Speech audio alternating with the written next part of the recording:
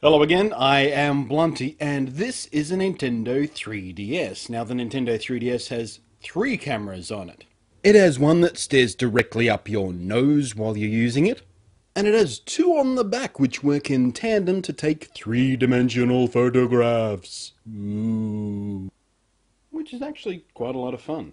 But in my recent review of the Nintendo 3DS, I kind of glossed over the cameras a bit. I merely mentioned that they're a bit average, but they work perfectly well for the augmented reality gaming, which is the main reason they exist there in the first place. But now I want to take a closer look at the photographic capabilities of the 3DS and find out exactly how just ordinary these cameras actually are, and specifically compare them to the camera in the Nintendo DSi. But just before we get rolling on this, I want to specifically point out that even though the 3DS takes 3D photographs, I can't actually show them to you here. Well, not easily without a lot of screwing around and you having to go find glasses or go cross-eyed in the YouTube 3D thing or whatever. So the images I'm using in this comparison review are the 2D JPEGs that the 3DS saves out automatically at the same time it's taking the 3D picture. First things first, what you see on the screen of the 3DS while taking a photo with the 3DS is completely misleading. It isn't actually what you get saved out to the SD card at all. And that's a huge no-no for a camera.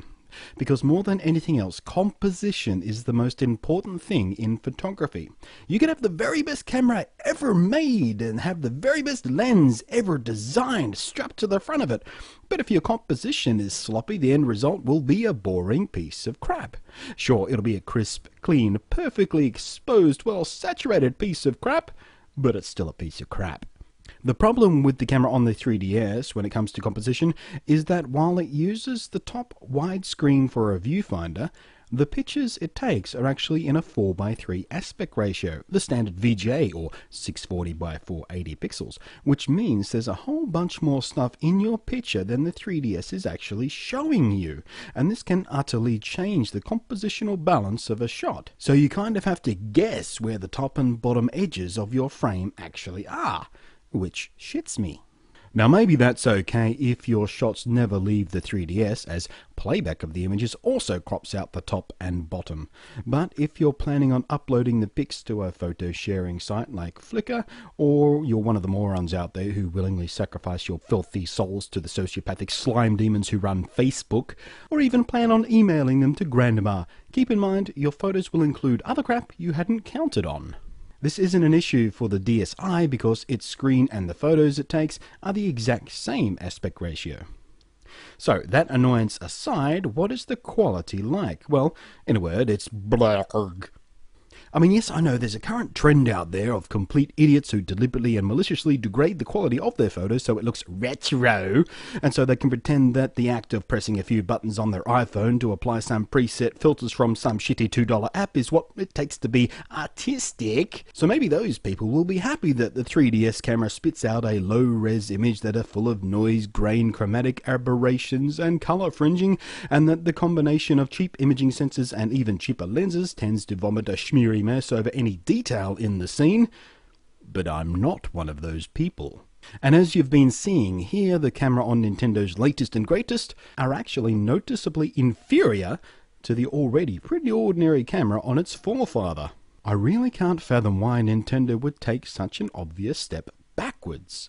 The shots from the DSi are in general sharper, have less noise, the white balance is more accurate, the colours are better saturated, and they're almost always the better picture in general. It's worth keeping in mind too that the very nature of video compression on YouTube will mean that some of the pixel noise and graininess of the pictures you're seeing will have been reduced too.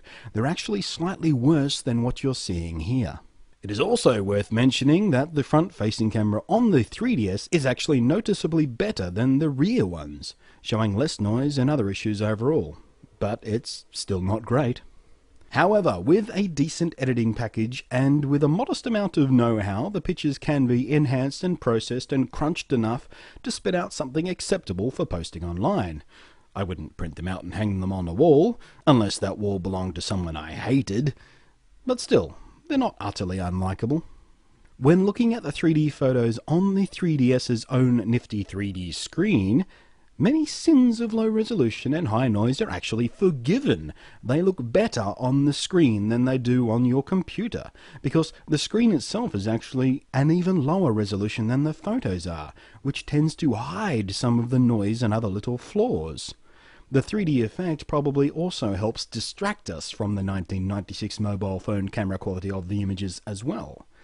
And to be honest, 3D photography is actually pretty damn fun. It's interesting, it's a whole new avenue of composition to explore, and it actually has me kind of inspired. Okay, so breaking it all the way down to the balls of the issue, the 3DS cameras are very ordinary. In fact, they verge on crappy most of the time.